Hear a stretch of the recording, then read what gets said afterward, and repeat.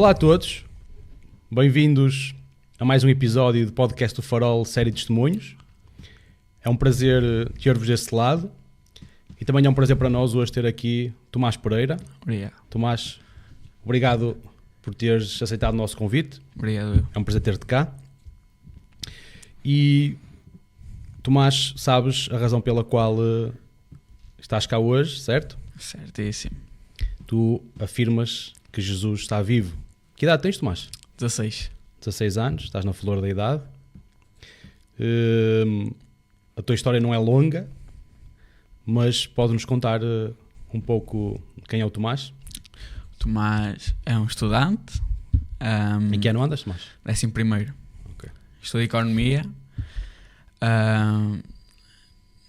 Acho que não há assim muito para contar do Tomás. Tomás, acho que uma das qualidades de Tomás é ser uma pessoa alegre. E é isso. E defeitos? E defeitos inumeráveis. Mas Deus ainda está a trabalhar nisso. Ok, muito bem, Tomás. Tomás, vamos diretos ao tema. Nós gostamos sempre de explicar para a nossa audiência, até porque chegam pessoas novas. Nós aqui no podcast do Farol queremos tratar assuntos, chamados assuntos com assuntos profundos da vida do homem, não é? Quem é que nós somos, para onde é que nós vamos, há vida depois da morte, se há vida depois da morte, o que é que há depois da morte? E há um tema, ou melhor, uma pessoa que nós consideramos que é incontornável quando estamos a tratar dos temas da espiritualidade, temas espirituais acerca da alma do homem, que é Jesus Cristo. E como penso que a maior parte dos portugueses sabe, somos culturalmente cristãos, não é? Pelo menos culturalmente. Jesus esteve neste mundo há cerca de 2000 anos, depois de morrer e ressuscitar, ascendeu aos céus.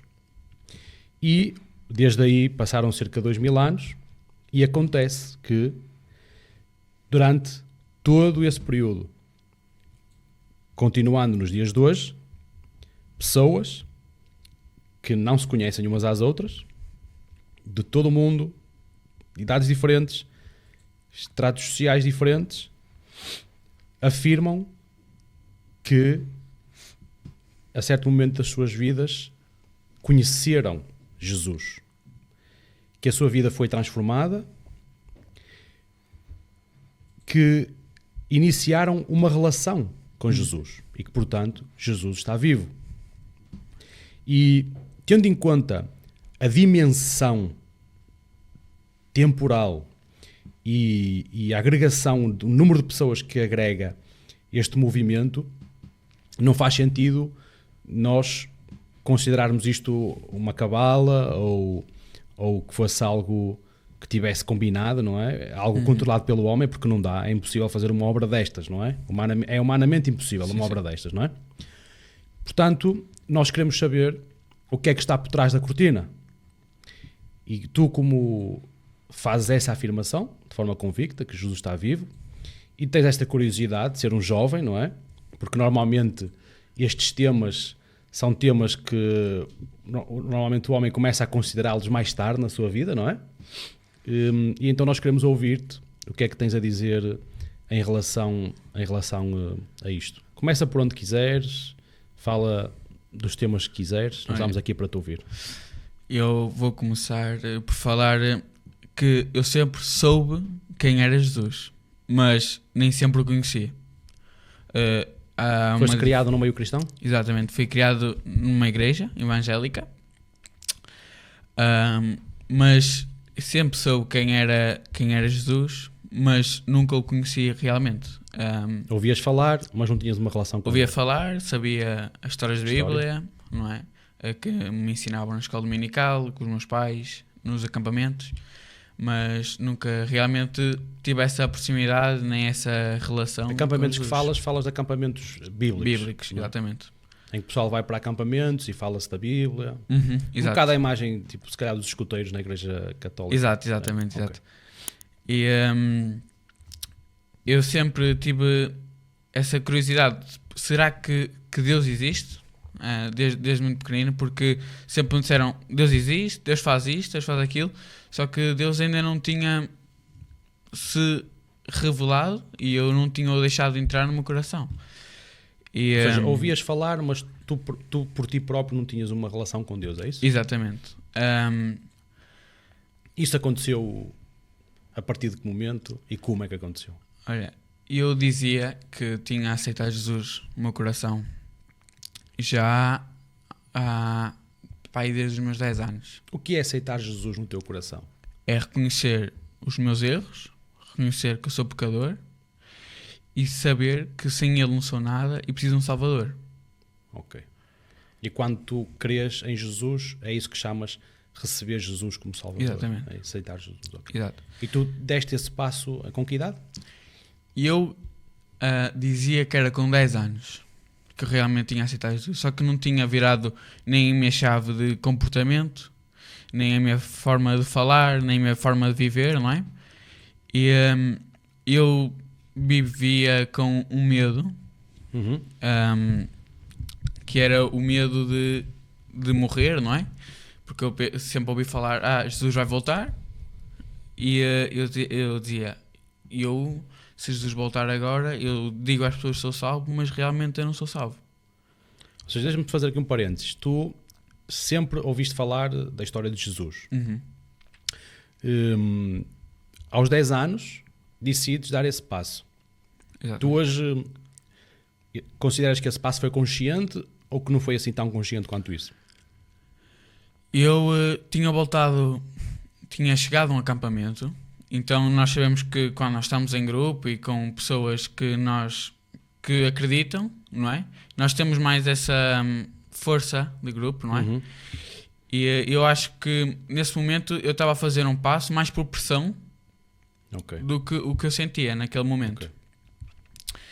Mas a minha vida virou assim, passados 3 ou 4 anos. Começaste a sentir então mudanças na tua vida. Comecei a sentir esse meu medo, desapareceu de morrer, e eu neste momento sinto uma paz tremenda, que eu não consigo explicar, e uma alegria que eu não tenho. Eu digo a toda a gente que eu não tenho medo da morte, e que eu acho que era algo que tu pensavas, a morte, não é? Exato, eu achei que a morte... Eu revejo-me nisso porque eu também, desde muito novo, desde que me lembro de existir, que pensava muito na morte. Não sei se seremos todos assim ou não, mas pensava muito na morte e tinha muito medo do que é que acontece depois daqui, não é? Sim, eu era como tu. Eu pensava muito: se eu morrer, eu não vou para o céu, vou para o inferno, porque eu digo às pessoas que eu acredito, mas eu não tive essa virada de chave. O meu testemunho não comprova isso. Ou seja, forma de viver. Tu dizias da boca para fora que acreditavas que tinhas sido salvo dos teus pecados e que, portanto, já não ias para o inferno e ias para o céu, mas no fundo do teu coração sabias que lhe faltava qualquer coisa, é isso? Exatamente. E como eu estava a dizer, depois de eu realmente perceber o que é isto, de aceitar Jesus e de segui-lo, houve uma virada de chave na minha vida muito grande, com essa questão de morrer e de ter medo de morrer resolveu-se. Ok, deixaste de ter medo da morte. Exatamente. É isso? Tu és muito novo, não é?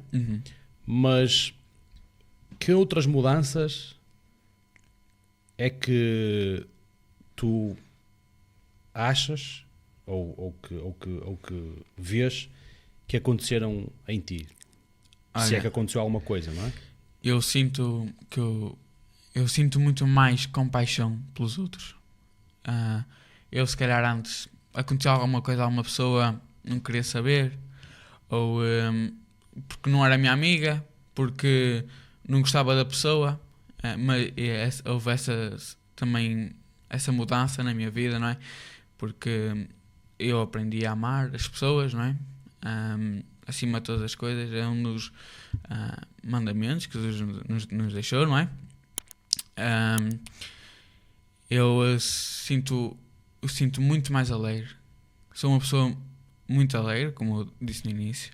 E eu acho que isso é um dom de Deus, que Deus me deu, depois de eu ter realmente aceitado Jesus no meu coração e depois dessa tal conquista da salvação. Ou seja, sentes que o teu ânimo mudou. Exatamente. A minha forma de ser, a minha forma de falar com as pessoas, tudo mudou. Exatamente.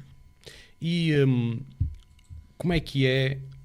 Tu és estudante, não é? 11º ano. Como é que é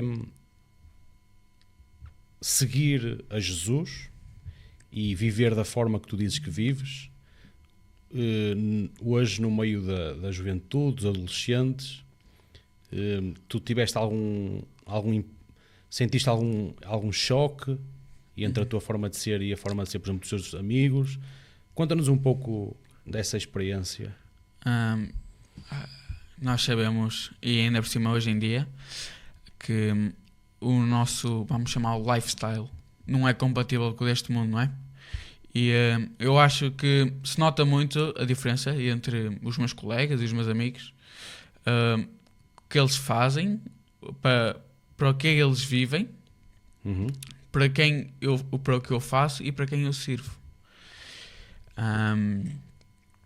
Eu acho que... eu tenho a certeza, não é?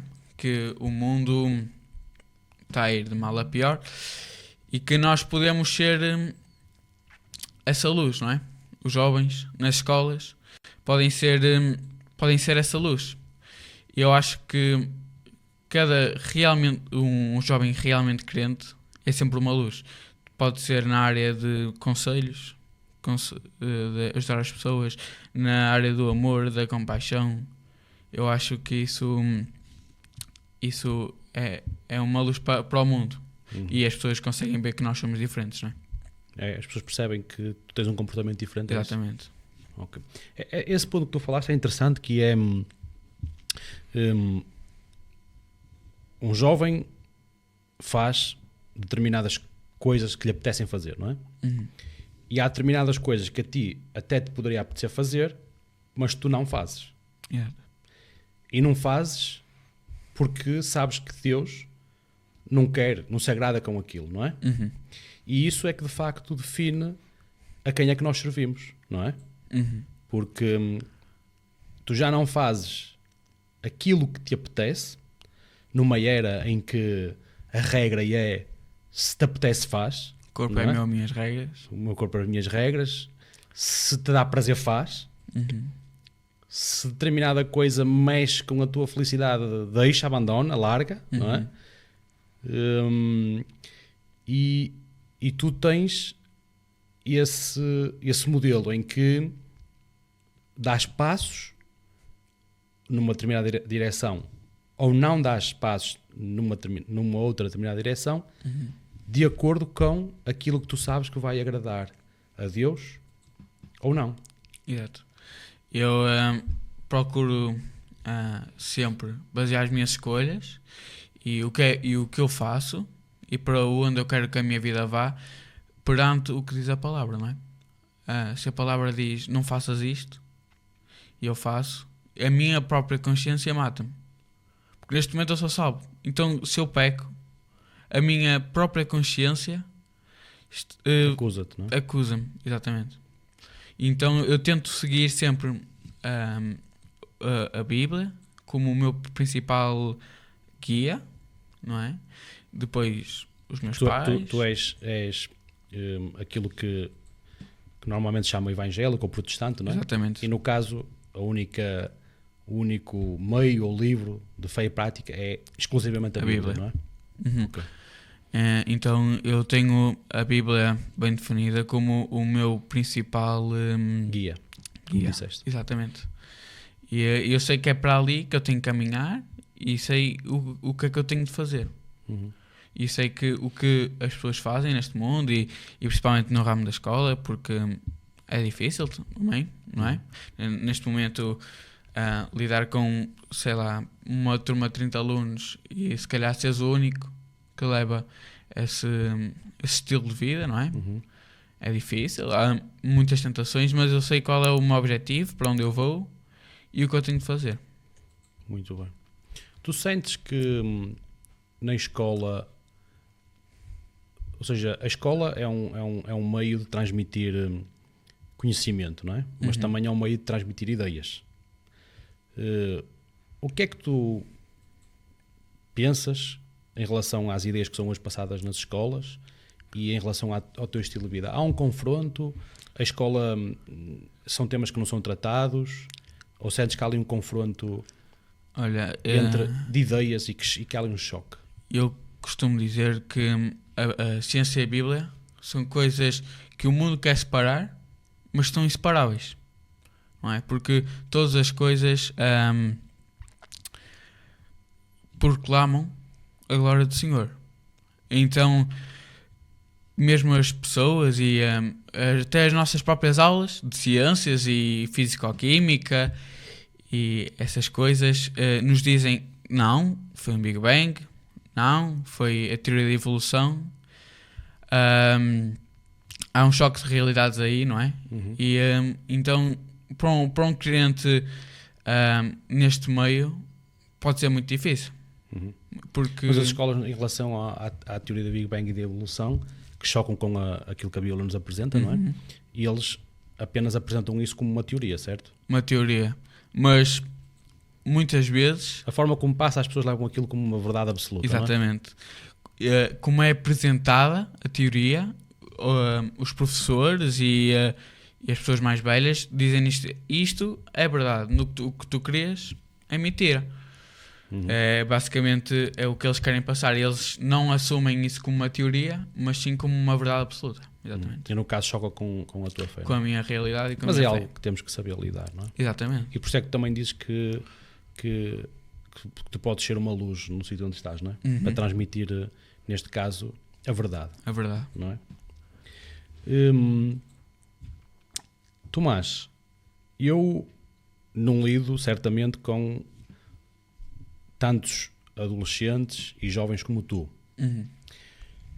Mas a minha experiência de vida diz-me que nós hoje vivemos numa era em que há um número muito grande de divórcios, não é? E os dados mostram-nos que cada vez mais os jovens são afetados por doenças do forro psicológico, não é? Mental, eu considero também espiritual, não é? E quer-me parecer que hoje há muitos jovens e adolescentes que sofrem muito com esta realidade. Sim. O facto de verem os pais separados, o facto de não terem o seu shelter, não é? O seu ninho, o seu escudo, que é a família. Eu imagino que é ser jovem, que já é por si algo turbulento, ou adolescente, e ter que ir na semana A para a casa do pai, na semana B para a casa da mãe, e a mãe anda com outro homem, e depois há 2 anos já anda com outro. E isto, o mundo pode aceitar, pode achar isto tudo muito cor-de-rosa, mas a realidade é o que é, e nós sabemos que isso destrói a mente, o coração e a alegria de um jovem. O que o adolescente mais queria era ver os pais juntos e felizes, não é? E ter uma família. Eu creio nisto. Cada um é livre de crer naquilo que quiser, mas eu creio de facto que há imenso sofrimento hoje na vida dos nossos adolescentes. Tu sentes isso na escola? Porque, deixa-me só terminar aqui esta parte que é... nós somos muito bons a colocar máscaras. E hoje, na era das redes sociais, eu faço uma rede social, eu posso passar aquilo que eu quiser. Uma pessoa vai a uma rede social e toda a gente está feliz, toda a gente está bem, mas no fundo, quando nós nos deitamos, o que é que está lá dentro, não é? E eu aí creio que há imenso sofrimento. Tu sentes isso? Aquela coisa que nós conseguimos olhar nos olhos da pessoa e que é a janela da alma, não é? E os olhos não enganam, não é? Tu sentes isso? Olha, esta minha ideia tem uma base de realidade ou não? A tua ideia está correta, não é?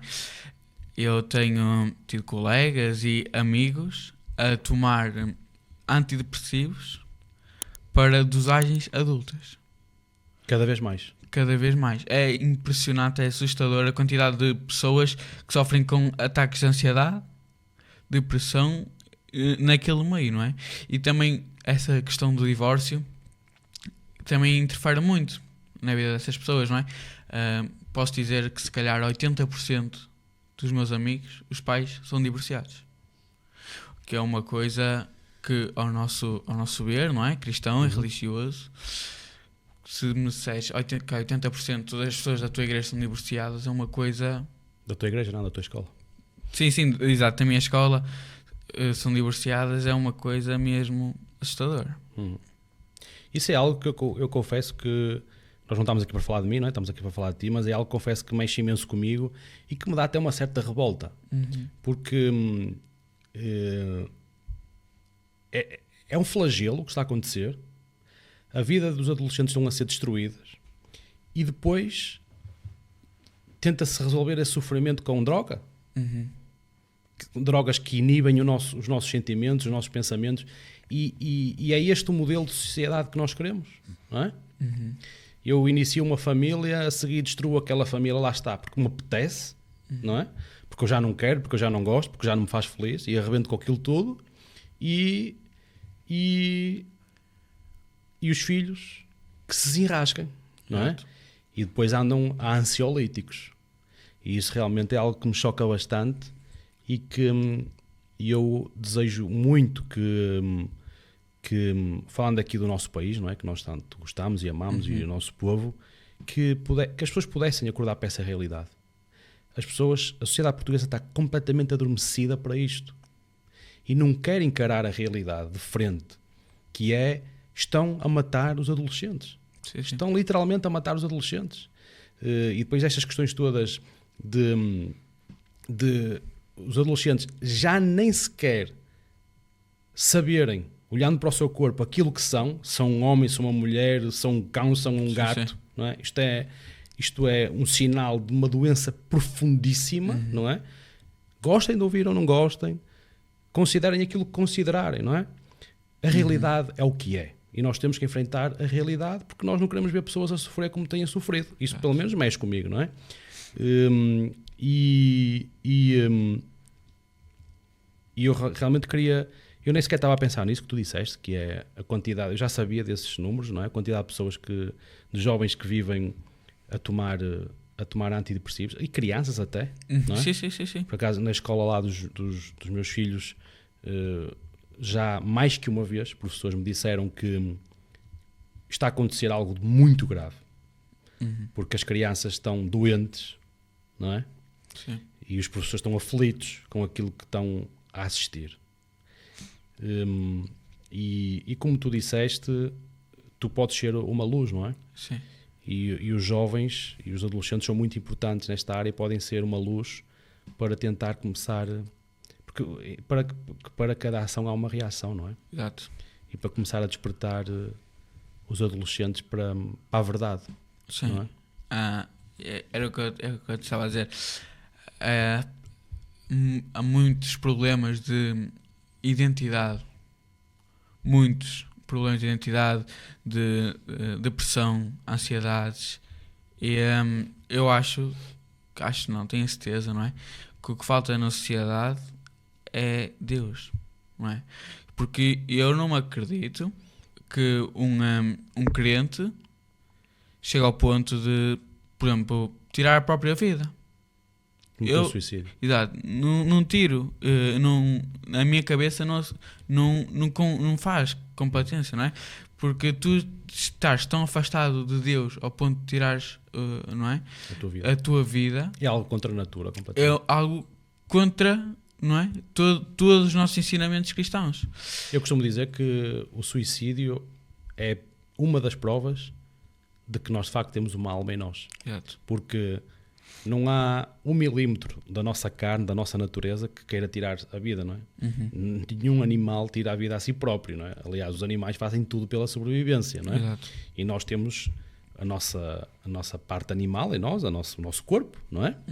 Que luta com todas as forças para se manter vivo. Todas as nossas células são autênticos guerreiros de sobrevivência, não é?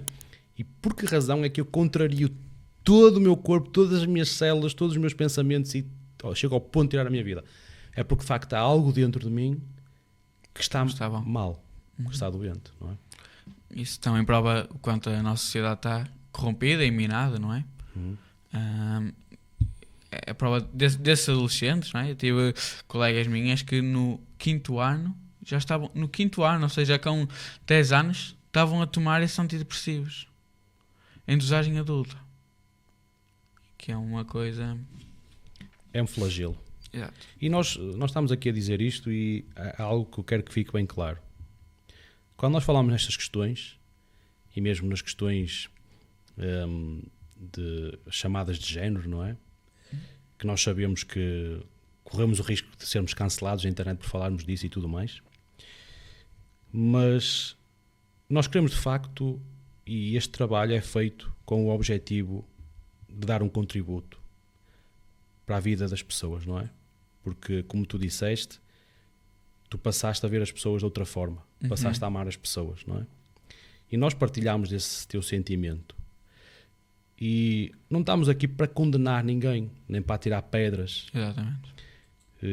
E nós sabemos que muitas das pessoas envolvem-se nesses caminhos porque estão perdidos e estão à deriva e estão em busca da sua sobrevivência espiritual, não é? E não estamos aqui mesmo com esse efeito de atirar pedras, de condenar, mas simplesmente de alertar as pessoas, não é? Porque nós ao dizer isto não vamos ganhar nada para nós próprios, não é? Sim, eu não sou pago para dizer isto, eu não ganho nada por dizer isto, posso é ter problemas, mas o amor também é isso, não é? É fazer aquilo que tem que ser feito mesmo sabendo que podes sofrer as repercussões disso. E de facto aquilo que nós queremos dizer, e com este trabalho que estamos aqui a fazer, é dizer ao mundo, dizer às pessoas, dizer aos portugueses que parem para pensar um pouco naquilo que está a acontecer e que há uma solução. E essa solução é Jesus. Essa solução é as pessoas voltarem-se para Deus, não é? E nós, ao fazermos este trabalho, e todos os convidados que aqui vêm, e também és testemunha disso, ninguém te pediu para dizer nada daquilo que tu... Nem sequer falámos no assunto que nós vinhamos cá tratar, foi muito assim por alto, não é? Porque nós queremos de facto que as pessoas digam aquilo que sentem e que contem a sua história como ela é, com os seus podres, com os seus altos, com os seus baixos, mas de facto para transmitir às pessoas que elas têm onde se agarrar e que há solução para o seu problema, não é? E também ver um jovem da tua idade dizer isto também é um encorajamento para a juventude, não é? Que a juventude que hoje não tem onde se agarrar, muitas vezes não tem um pai ou uma mãe para se aconselhar, não tem a segurança da família, e chega ao ponto de ter que tomar drogas para andarem a dormir, que é uma tristeza, dizer a essa juventude que há solução. E que experimentem, não é? Sim. Foi aquilo que nós fizemos um dia, não é? Exato. E mais uma vez nós não ganhamos nada para nós próprios por estarmos a dizer isto, não é? É um ato de altruísmo, de amor, da mesma maneira que algum dia alguém fez connosco. Exatamente. Não é? De facto dizer às pessoas que há solução, não é? Sim. Eu também queria deixar aqui uma passagem bíblica, não é? Que por acaso vai muito de encontro, por acaso não é? Mas vai muito de encontro ao que nós estamos a falar, que é João 14:6, não é? Que diz que Jesus é o caminho, a verdade e a vida. Não é? Ninguém vem ao Pai a não ser por mim. A não ser por Ele. Exatamente. Então, muitas pessoas sem rumo, não é? E acho que Jesus é e pode ser, se elas quiserem, o seu refúgio, não é? E a resolução dos seus problemas, como estávamos aqui a falar. Muito bem. E ainda na linha do que estávamos a falar, eu quero dizer mais uma coisa, que é porque normalmente quando alguém está a oferecer alguma coisa, a pessoa que está do lado de lá pensa sempre qual será a intenção, não é? E aquilo que nós dizemos aqui às pessoas é, nós não dizemos, nós temos a nossa congregação, não é? Temos a nossa igreja onde nós fazemos trabalhamos a nossa espiritualidade, não é? Mas nós nem temos esse propósito de dizer onde é que é a nossa igreja, nem qual é a nossa igreja, porque queremos que isto fique bem claro, que é a única coisa que nós queremos dizer às pessoas é iniciem um relacionamento com Deus em vossas casas. Não precisam de ninguém para fazer isso. Simplesmente basta fazer aquilo que a Bíblia chama oração, não é? Que é falar com Deus, da mesma maneira que falam para um pai. E se tiverem uma Bíblia, leiam uma Bíblia. Leiam, por exemplo, comecem pelo Evangelho de João. E comecem a ler mesmo sem entender nada ao início, mas leiam até que um dia Deus vai falar, que foi isso que Ele fez comigo, foi isso que Ele fez contigo também, não é? Exatamente. E nós não queremos nada de ninguém, nós não queremos nada das pessoas, nós não precisamos de nada, já temos tudo em Cristo, não é? É isso que nós sentimos, mas queremos de facto deixar esta mensagem. Iniciem esse relacionamento em vossas casas e comecem o quanto antes, para que possam experimentar aquilo que nós já experimentámos pela graça de Deus. Exatamente. Queres terminar com alguma coisa que tenhas a dizer? Acho que... Queres mandar beijinhos? Não, acho que o que eu queria dizer foi o que nós tínhamos falado, não é? Iniciem um relacionamento com Deus, não é? Sempre dirijam a vossa vida sempre com o propósito e as vossas decisões na palavra de Deus. Eu acho que é isso. Muito bem. Tomás, obrigado por teres aceitado o nosso convite. Até uma próxima, mais um episódio do podcast O Farol, e esperemos que este trabalho vos possa ajudar nas vossas vidas. Esse é o nosso desejo, é por isso que nós também estamos aqui a fazer este trabalho. Até uma próxima.